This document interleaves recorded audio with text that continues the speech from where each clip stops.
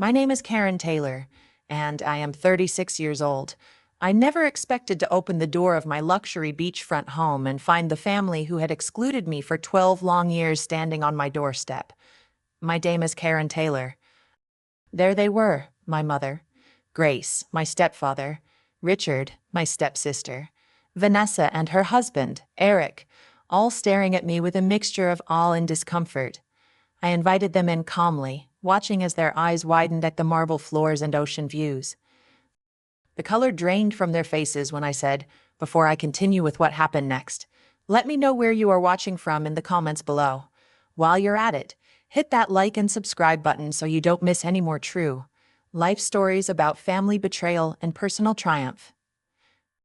My early childhood was what many would consider picture perfect. I lived with my mother, Grace, and my father, Jeffrey, in a modest but comfortable home in the suburbs of Boston. Dad worked as an engineer for a construction company, while Mom taught at the local elementary school. Our weekends were filled with trips to the park, movie nights with homemade popcorn, and Sunday dinners where Dad would grill in the backyard regardless of the weather.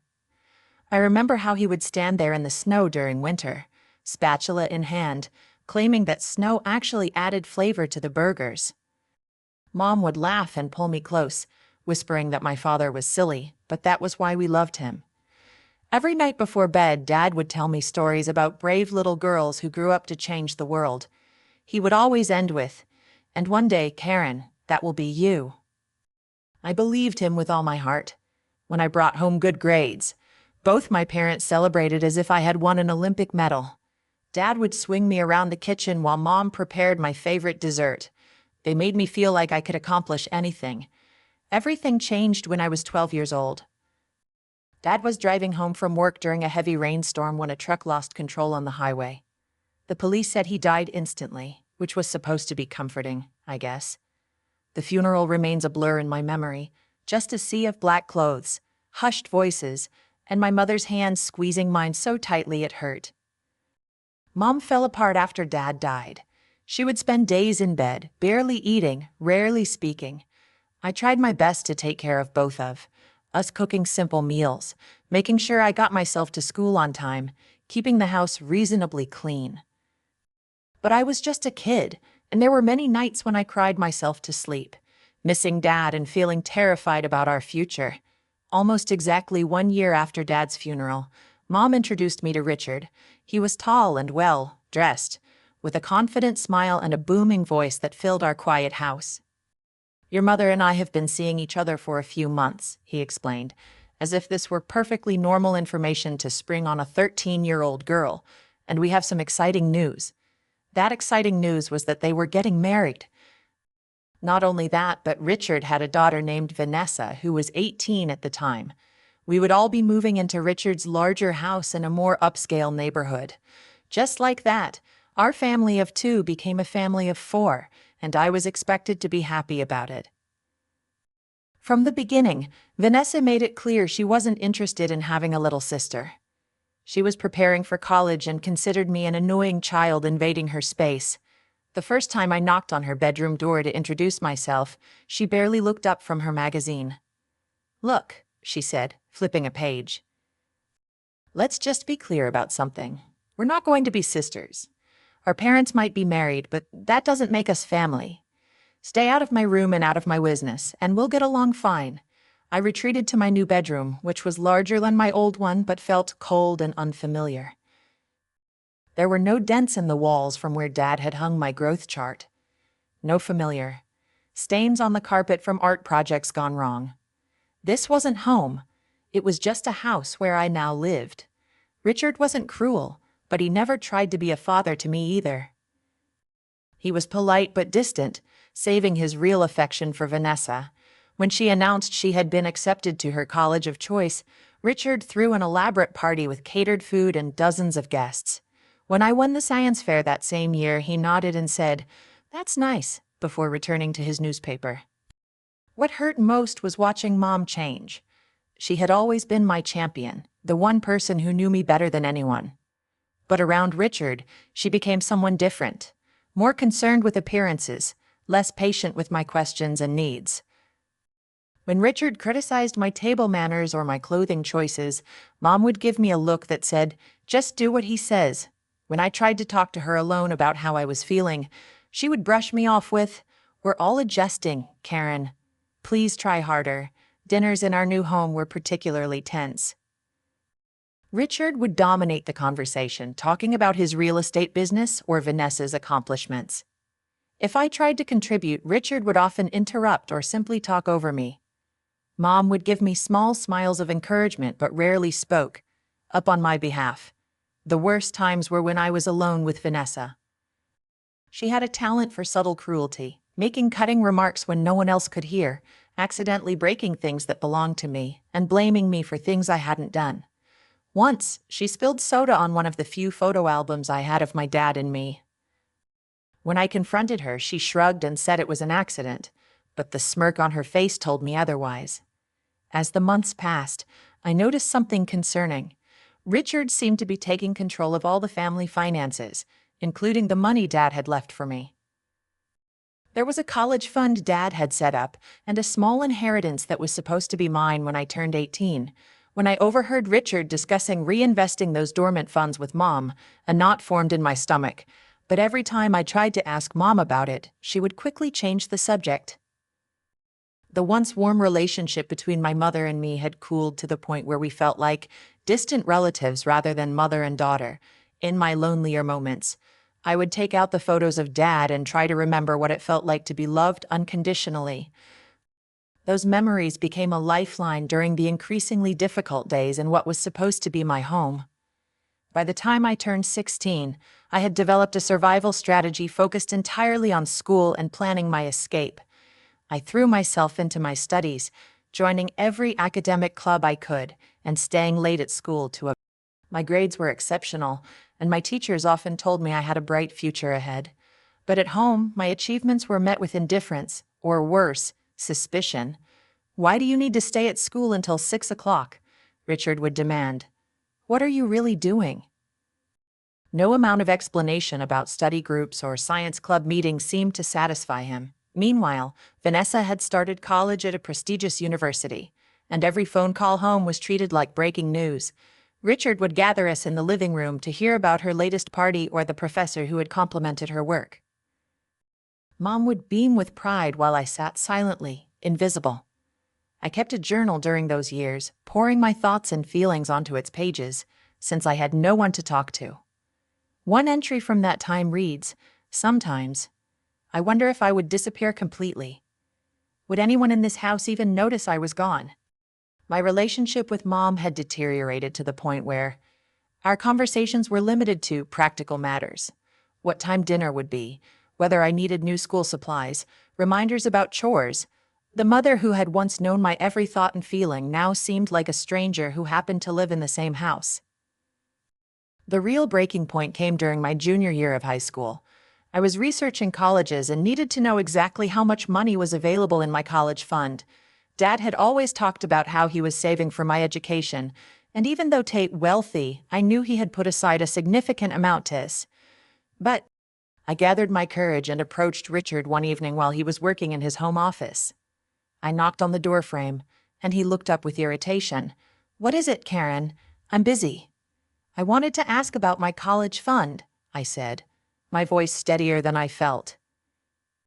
"The one my dad set up for me. I need to know how much is in it for planning purposes."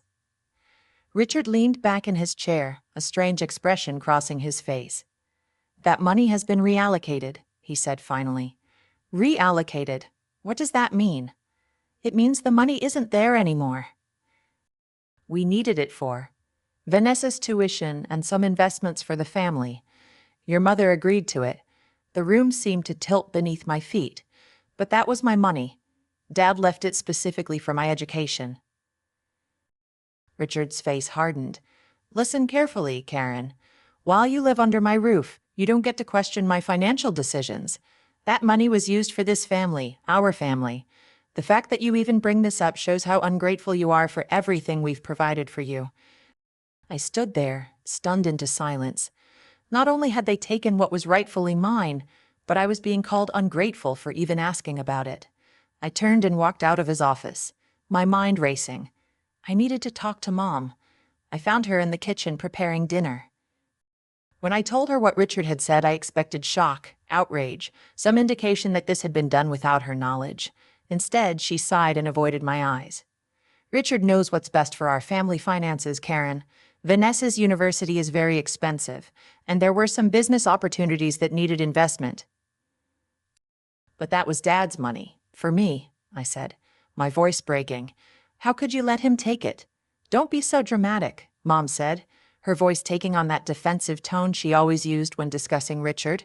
You can get student loans like everyone else, or maybe consider community college. In that moment, I realized I was truly alone. My own mother had chosen her new family over me, had allowed them to steal what my father had worked so hard to provide for my future. It was the final betrayal. The next 2 years in that house were a special kind of hell. I became a ghost, coming and going silently, interacting as little as possible with Richard, Vanessa during her visits home, and even Mom. I worked part-time jobs, saving every penny I could, and applied for every scholarship available. My plan was simple: leave as soon as I graduated and never look back. During my senior year, Vanessa got engaged to Eric, a young businessman she had met at college.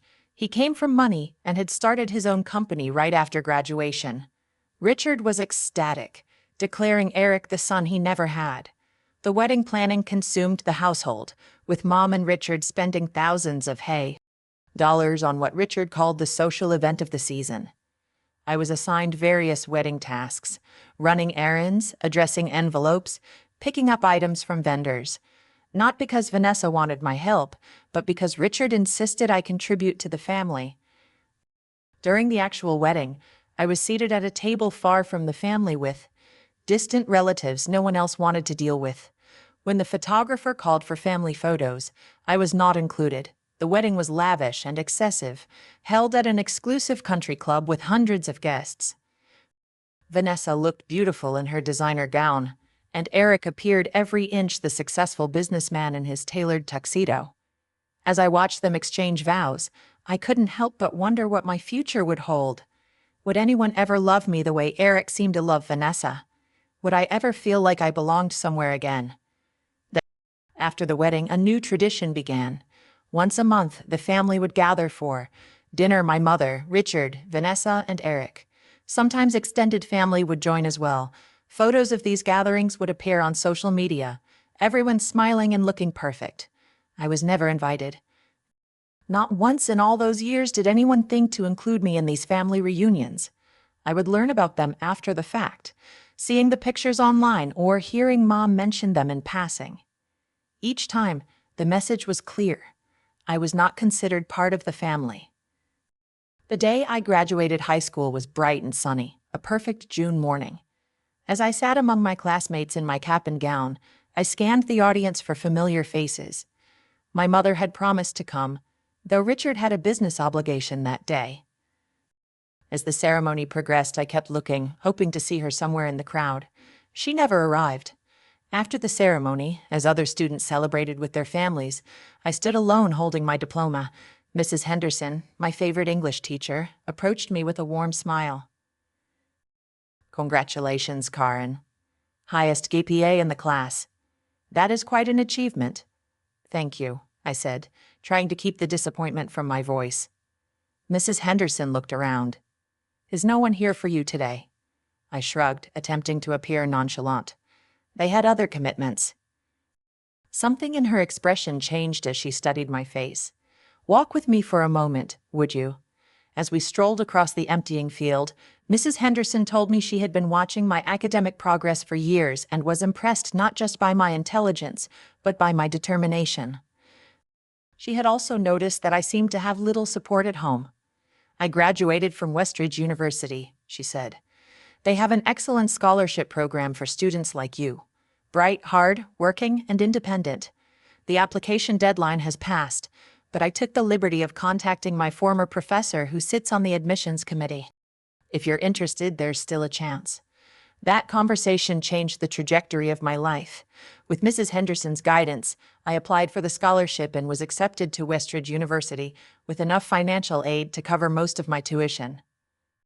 The housing and remaining expenses would be a challenge, but I was determined to make it work. When I returned home that day, I found my mother and Richard watching television in the living room. Neither asked about the graduation ceremony. I got accepted to Westridge University, I announced, standing in the doorway. I received a scholarship. Westridge. Richard scoffed without looking away from the television. That's an expensive private school.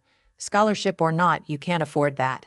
I will be attending, I said firmly, and I will be moving out next month. That got their attention. Mom looked up, her expression a mixture of surprise and something else. Guilt, perhaps. Moving out. Don't be ridiculous, Karen. Where would you go? How would you support yourself?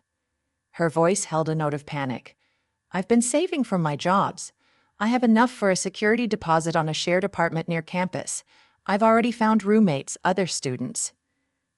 The truth was, I had been planning this escape for over a year, meticulously saving and researching my options. Richard stood up, his face reddening. This is absurd. You're not prepared to live on your own. You'll come crawling back within a month when you realize how difficult the real world is. I already know how difficult the world is, I replied, surprised by my own calmness. I've been living in a house where I'm treated like an unwelcome guest for 6 years. I think ill-managed. The argument that followed was ugly. Richard called me ungrateful, dramatic, foolish. Mom alternated between pleading with me to reconsider and defending Richard whenever I pointed out how I'd been treated. At one point, I asked directly about my college fund, and Richard stormed out of the room. The day I left, Mom helped me carry my bags to the car, an old Honda Civic I'd purchased with my savings. As I prepared to drive away, she hugged me awkwardly. The door is always open if you need to come back, she said, though her eyes darted toward the house where Richard waited. Is it really, Mom? I asked quietly. She had no answer for that. My first year at Westridge was incredibly difficult. I worked 2 part-time jobs while carrying a full course load. My apartment was shared with 3 other students in a run, down building far from campus, which meant long bus rides to and from classes. There were nights when I went to bed hungry because I had to choose between food and textbooks. I was exhausted, lonely, and sometimes wondered if Richard had been right about me failing on my own. But I didn't fail. Each semester, I earned top grades despite my challenging circumstances. I learned to budget every penny, to find free resources on campus, to survive on minimal sleep when necessary. And slowly, I began to build a new life for myself. The turning point came when I met Alexandra in my sophomore year. We were paired for a project in our computer science class, and her friendly, straightforward manner broke through the protective walls I'd built around myself. Alexandra came from a loving, supportive family and seemed genuinely baffled by my estrangement from mine. Family is supposed to lift you up, not tear you down, she said after I finally shared some of my story with her. You deserved better, Karen. Those simple words of validation meant more to me than she could ever know. Alexandra became my first real friend in years, and eventually she introduced me to her family, who welcomed me warmly. Spending holidays with them showed me what a healthy family dynamic looked like, making the contrast with my own upbringing even more stark. During our junior year, I discovered my talent for developing mobile applications. What started as a class project evolved into something more as I recognized a gap in the market for an app that would help students manage their time and resources effectively. I spent countless hours coding and refining my idea, often working through the night after finishing my paid jobs and homework. You should pursue this after graduation, Alexandra urged after seeing my prototype. This could be huge, Karen. It's solving a real problem. When graduation approached, I was recruited by several tech companies offering competitive salaries and benefits.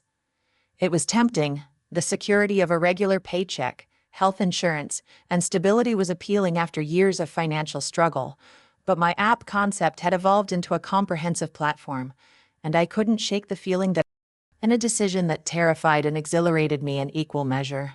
I declined the job offers and committed to launching my own company. Alexandra thought I was brave.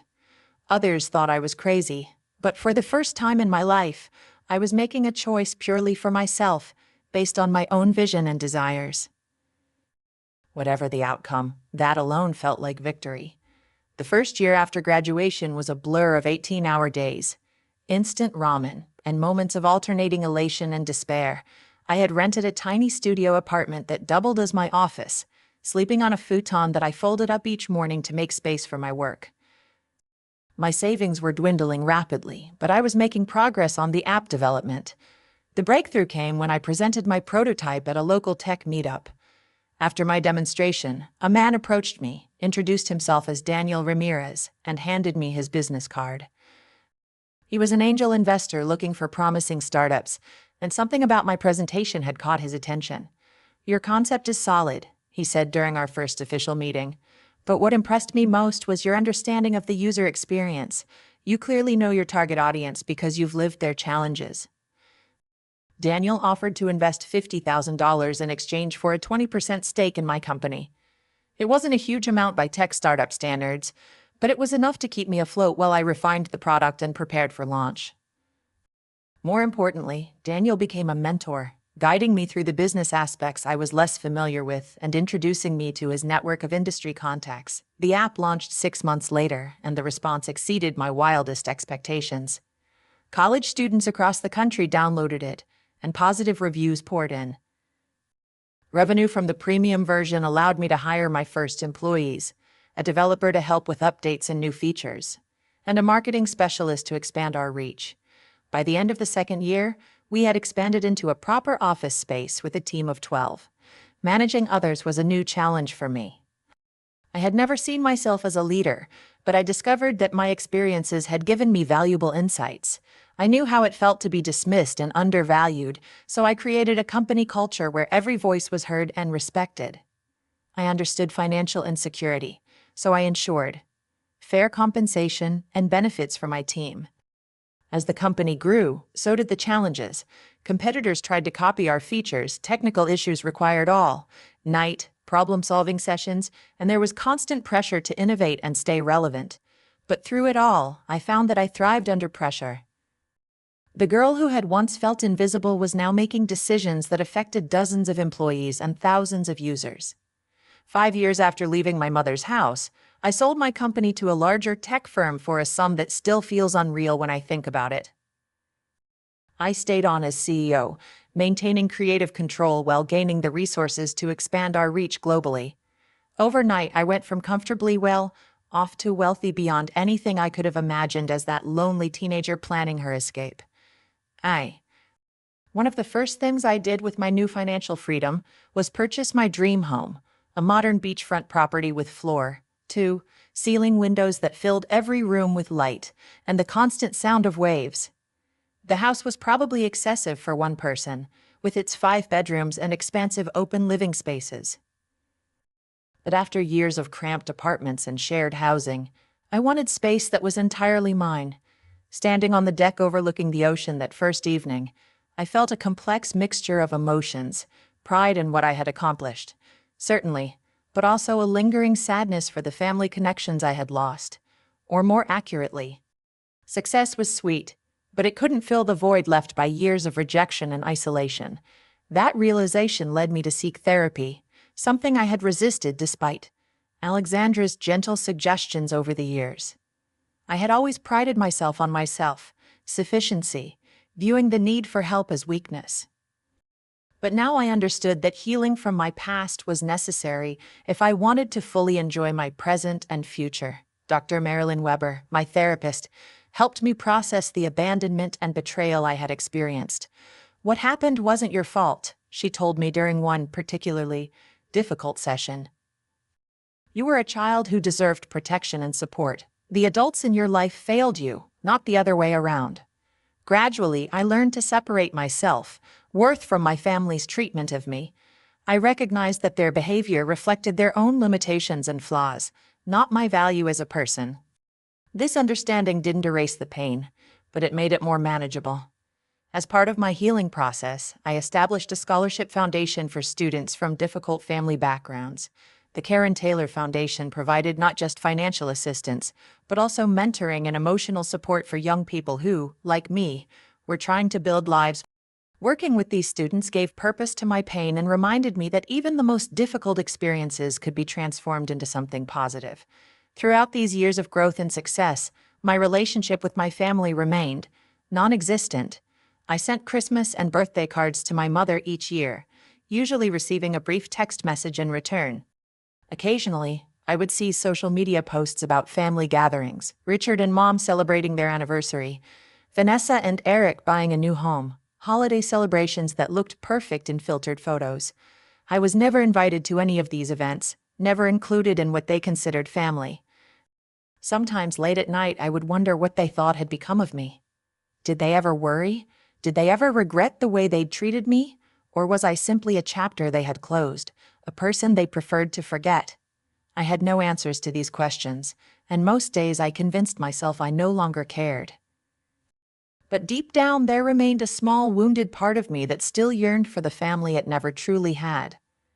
That part of me watched the happy families at the beach near my home, with a mixture of warmth and wistfulness.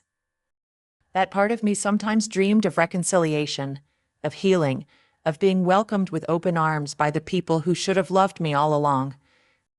That was the part of me that felt a jolt of recognition when, 12 years after I had left home, I heard the doorbell ring on a quiet Sunday afternoon and opened the door to find them standing there. My mother, Richard, Vanessa, and Eric, looking both familiar and like strangers all at once.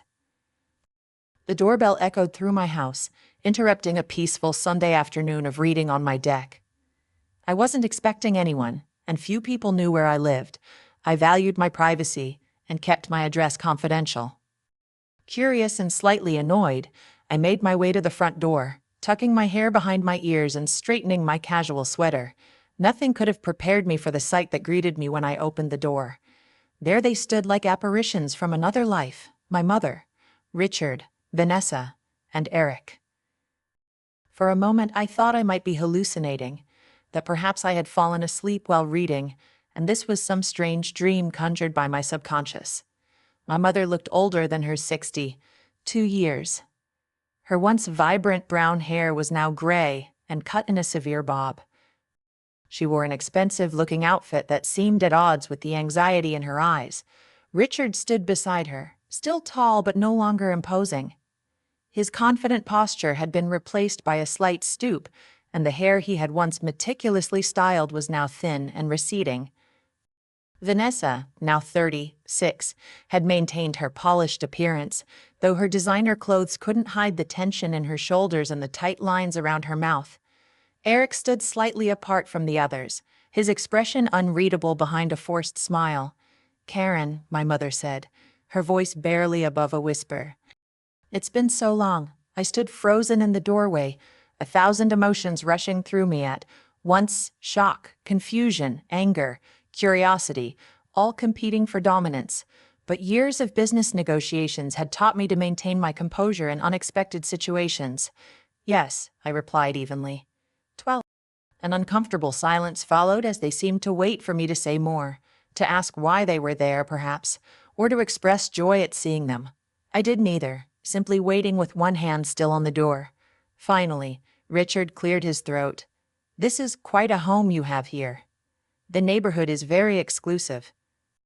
"Would you like to come in?" I asked, not out of warmth, but because standing in the doorway felt awkward, and I preferred to understand the purpose of this unexpected visit sooner rather than later.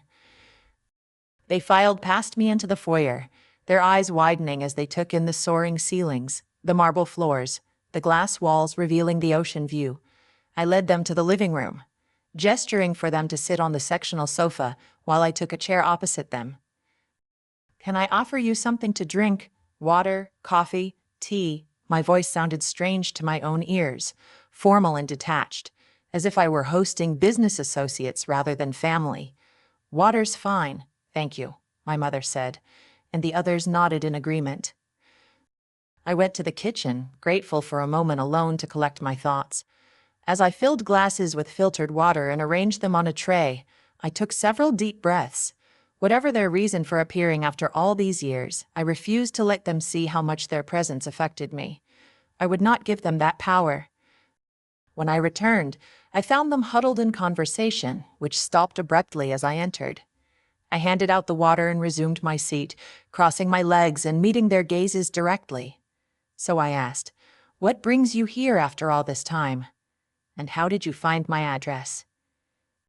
My mother and Richard exchanged glances before she answered. "We saw an article about you in Business Insider. It mentioned you lived in this area, and we hired someone to find the exact address." At least she had the grace to look embarrassed at the admission. "That was resourceful," I replied, my tone neutral. "Mike, you've done very well for yourself," Vanessa interjected, gesturing to the room around us. "Your company is quite successful from what we've read." "It is," I agreed, "though I'm surprised you've been following my career." Another uncomfortable silence followed. I sipped my water and waited. They had sought me out. "Let them explain why." "Karen," my mother finally said, leaning forward, "we wanted to reconnect. It's been too long, and we're family after all." "Family," I repeated, the word foreign on my tongue. "That's an interesting choice of word." Richard shifted in his seat. "We know things weren't always easy when you were growing up, but that's in the past now. We're hoping we can move forward." I studied him, noting the sheen of sweat on his forehead despite the comfortable temperature in the room. "Move forward," I echoed. "And what does that look like to you, Richard?" The conversation dragged on in this strained manner for nearly an hour. They asked superficial questions about my life, my work, my home. I answered politely, but offered no details beyond what they specifically asked. They shared equally superficial updates about their own lives: Vanessa and Eric's 10th wedding anniversary, my mother's retirement from teaching, Richard's scaled back involvement in real estate. What they didn't mention were the 12 years of silence, the family gatherings I hadn't been invited to, the milestones they hadn't shared with me, and the complete absence of any attempt to contact me until now. We danced around these glaring omissions, maintaining a facade of civility that grew more strained with each passing minute. It was when I offered to show them the deck overlooking the ocean that the true purpose of their visit began to emerge. As we stood admiring the view, Eric casually mentioned his new business venture, a tech startup showing promise but in need of investment. "The timing of the market hasn't been ideal," he said, eyes fixed on the horizon rather than mine. "We're in a bit of a cash flow situation temporarily, of course." "That sounds challenging," I replied, deliberately obtuse. Vanessa placed a hand on her stomach, a gesture I hadn't noticed earlier. "We're expecting our first child," she announced, her voice softening for the first time since their arrival. "Due in 4 months." "Congratulations," I said genuinely, meaning it despite everything. A child deserved only good wishes, regardless of its parents. "Yes, it's wonderful news," Richard interjected. "But it's put additional pressure on their finances, and with the market downturn affecting my retirement portfolio and your mother's pension being less than anticipated." I turned from the view to face them directly. "Are you asking me for money?" The bluntness of my question startled them. My mother looked down at her hands. Vanessa flushed. Eric studied his shoes. Only Richard attempted composure. "Not asking exactly," he said, his voice taking on the smooth tone I remembered from youth, the one he used to persuade, more like exploring opportunities for family to support each other. "Perhaps an investment in Eric's company, or a loan to help Vanessa and Eric prepare for the baby."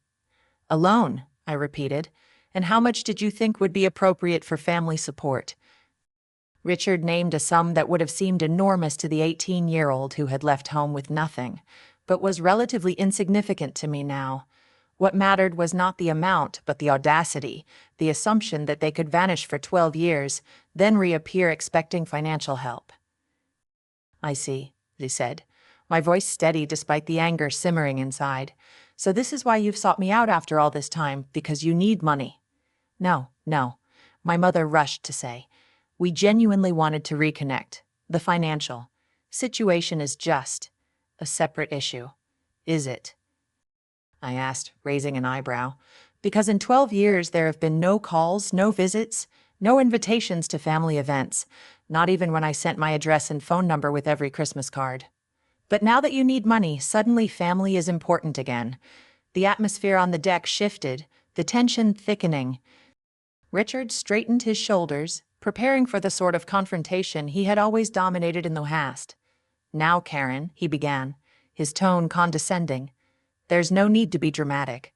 Families drift apart sometimes, but blood is still blood." I looked at him for a long moment, then turned toward the house. "I think we should continue this conversation inside," I said over my shoulder.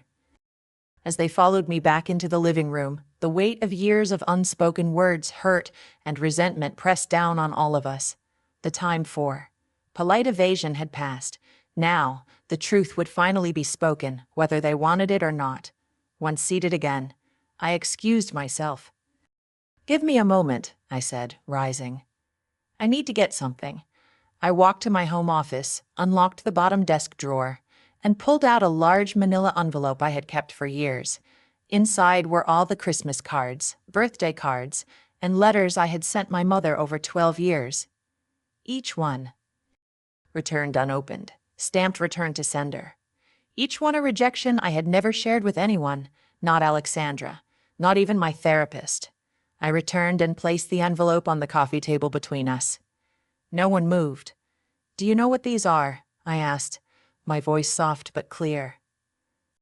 When no one answered, I continued. "These are the cards and letters I sent every year. For 12 years, I reached out, on birthdays, holidays, and ordinary days when I simply missed having a family. For 12 years, they came back unopened." My mother's face paled. "I never received any cards," she whispered, trembling. I turned to Richard, whose expression had hardened. "Did you intercept my mother's mail, Richard?" His silence was answer enough. "I also have something else to show you," I said, picking up my tablet. I opened my email and turned the screen toward them.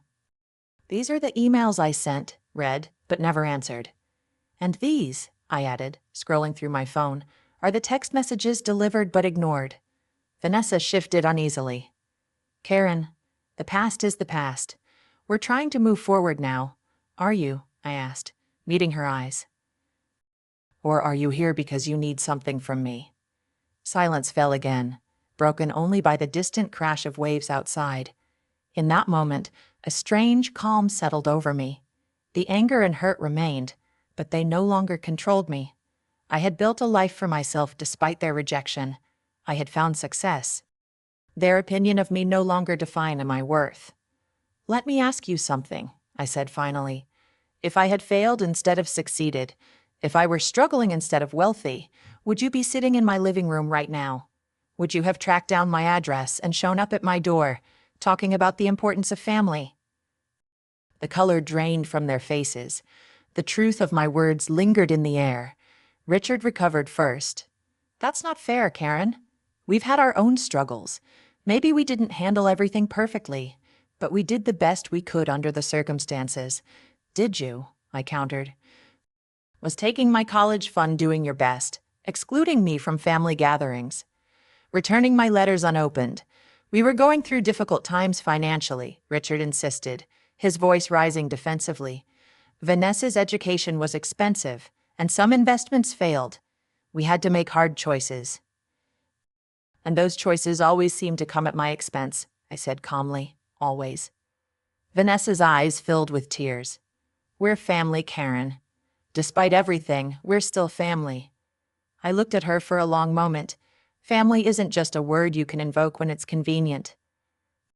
"Vanessa, family is shown through actions consistent, loving actions over time.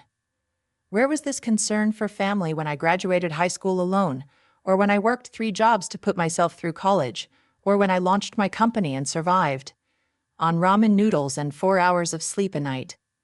And my mother had remained silent throughout this exchange, her eyes fixed on the envelope of returned letters. Finally, she looked up at me, tears streaming down her face. "I didn't know," she whispered. "I didn't know about the letters or the emails. I thought you had simply cut us out of your life."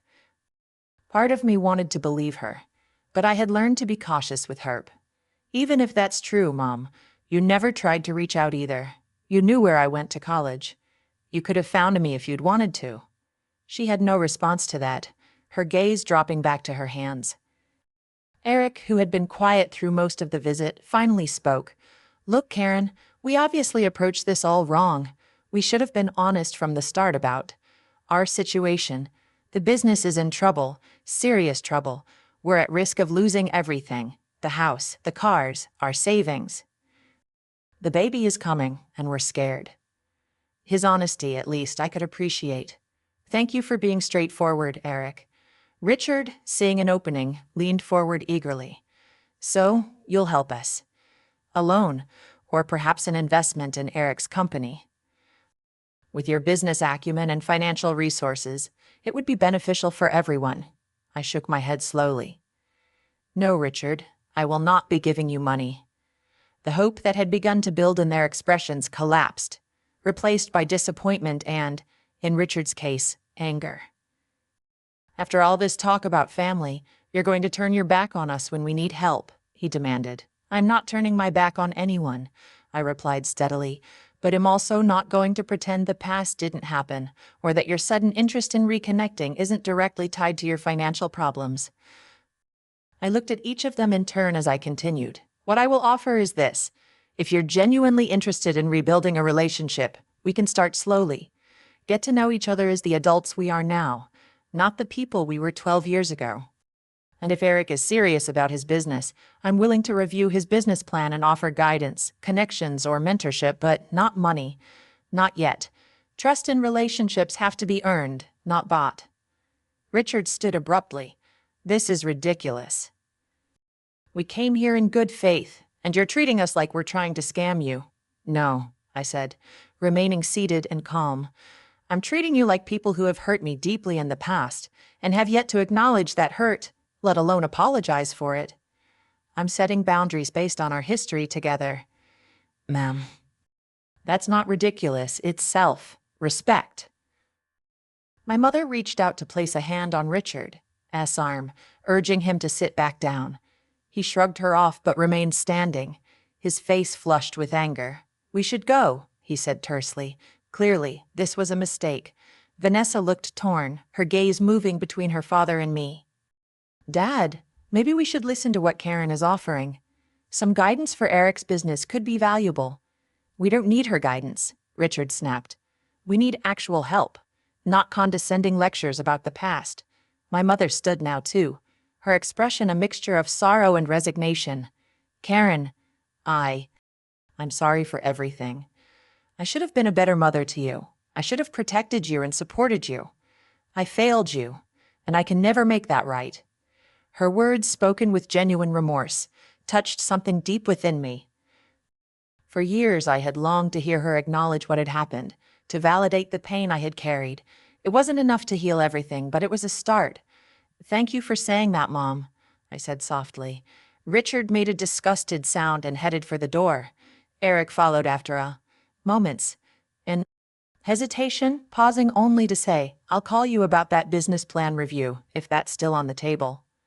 I nodded, and he continued after his father, in law. Vanessa lingered, clearly conflicted. I never hated you, she said suddenly.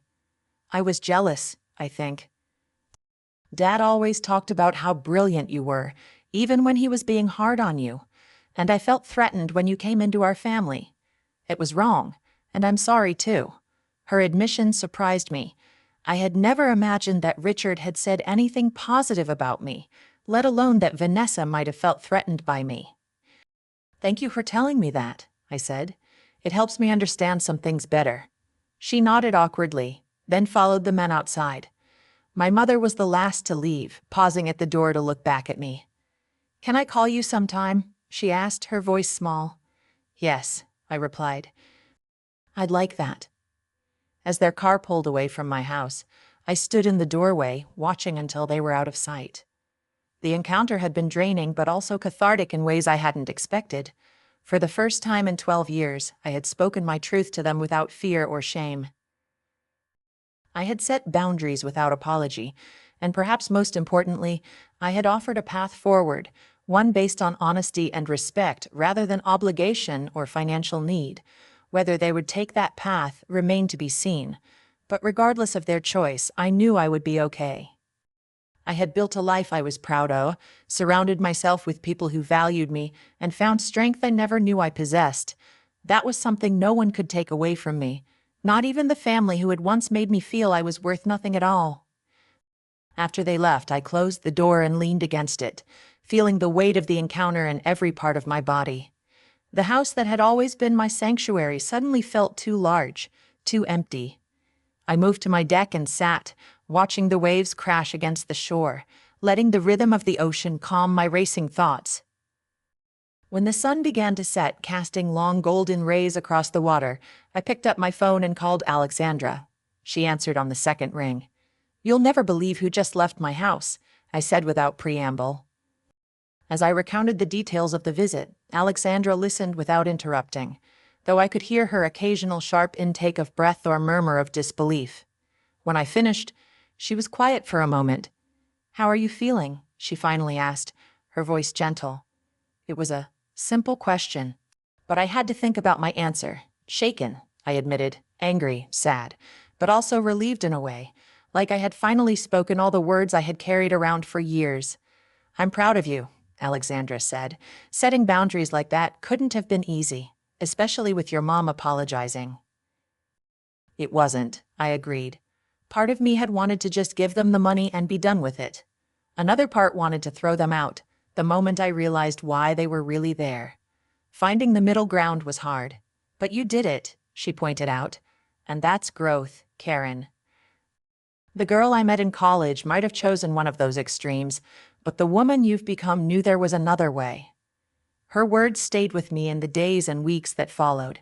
I had changed, evolved into someone stronger and more balanced than the wounded girl who left home at 18. That growth hadn't come easily. It had taken years of hard work, therapy, friendship, and conscious choices to break old patterns. For the first month after their visit, I heard nothing from any of them. I wasn't surprised. Richard had always been proud, and my refusal to simply hand over money must have stung. I occasionally wondered about my mother, whether she truly meant what she said, or if her apology had been another attempt to manipulate me. I tried not to dwell on these thoughts, focusing instead on my work and the Scholarship Foundation, which was preparing to announce its newest recipients. 6 weeks after their visit, I received an email from my mother. It was brief but heartfelt, apologizing again for the past, and asking if we could talk by phone sometime. I responded with my number and suggested a time later that week. Our first conversation was awkward, filled with long pauses and careful words, but it was a start. We agreed to talk again the following week, and slowly a pattern emerged. Our weekly calls became a fixture in both our lives, a chance to cautiously build something new from the ashes of our former relationship. During one of these calls, 3 months after her visit, my mother revealed that she and Richard were seeing a marriage counselor. "Things haven't been good between us for years," she admitted. "I think I've been afraid to acknowledge how unhappy I've been. Afraid of being alone again, like after your father died." It was the first time she had mentioned my father in years, and the reference opened a door to conversations about him, about the happy years before his death, about memories I had feared were mine alone. These shared recollections became a bridge between us, connecting our present to a past that hadn't been entirely painful. Around the same time, I received a surprise email from Eric.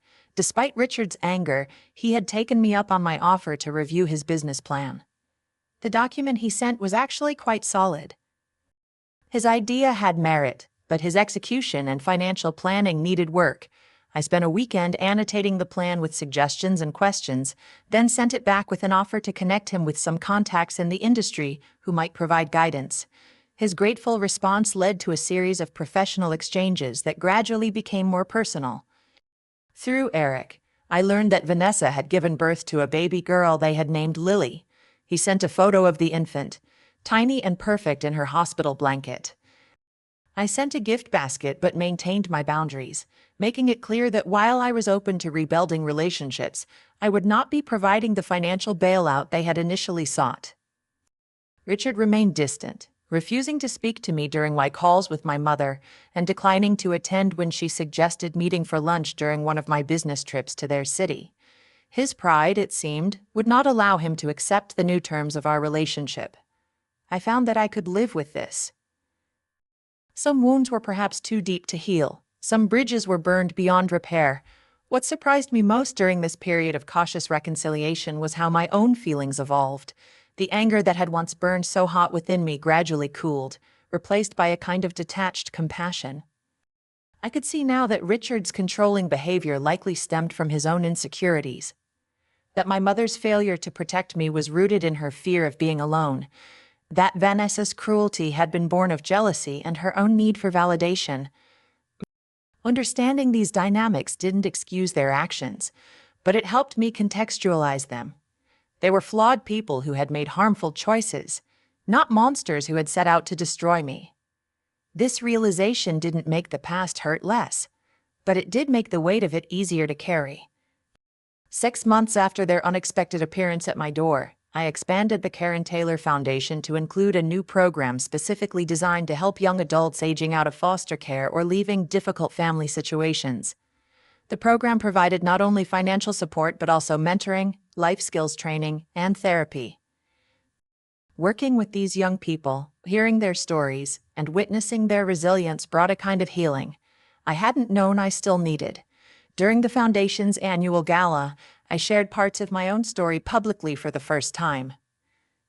Standing at the podium, looking out at the faces of donors, scholarship recipients, and community partners, I spoke about the pain of family rejection, the struggle to build a life without support, and the journey toward healing and success. The most profound lesson I've learned, I told the audience, is that forgiveness isn't something you do for others. It's something you do for yourself. Forgiveness doesn't mean forgetting or excusing harmful behavior. It means releasing the hold that behavior has on your present and future.